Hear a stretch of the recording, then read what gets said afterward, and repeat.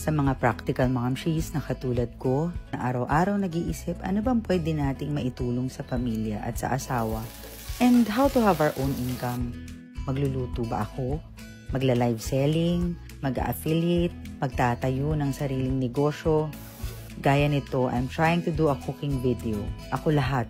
Magluluto, mag-i-edit, tapos isama pa ang pag-aalaga sa batang makulit, tapos may isa pang nakikikulit.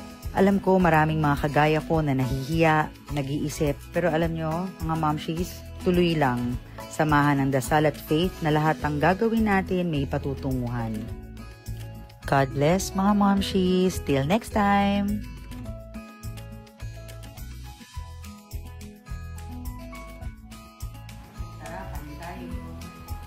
Kain tayo.